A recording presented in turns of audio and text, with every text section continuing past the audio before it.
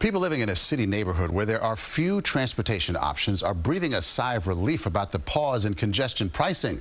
CBS 2's Hannah Kliger is in Canarsie, Brooklyn, to explain why they say it's an opportunity for the city to find solutions for their commutes.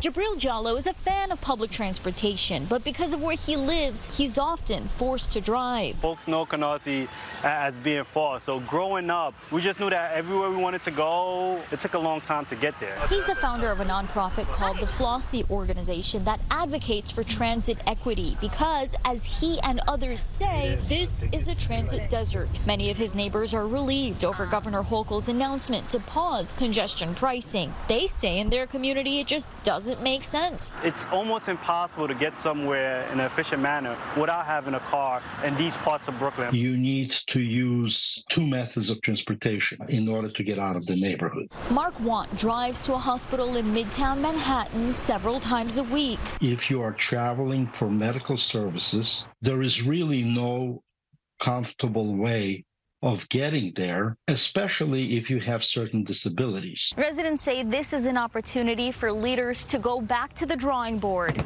and figure out a way to improve public transportation for people who live in car-centric communities. Sam DePonte lives on the border of Red Hook, another transit-starved area. These are working-class communities that need to be at the center of these discussions, transit accessibility and transit equity. Both neighborhoods also have large populations of people who live in public housing. Red Hook has had ferry service since 2017. For years, residents of Canarsie have been asking for the same thing. We're a waterfront community. We already have a pier, land built out. But the Economic Development Corporation, which operates New York City Ferry, says it is not looking to expand service at the moment. In Canarsie, Brooklyn, Hannah Kliger, CBS 2 News.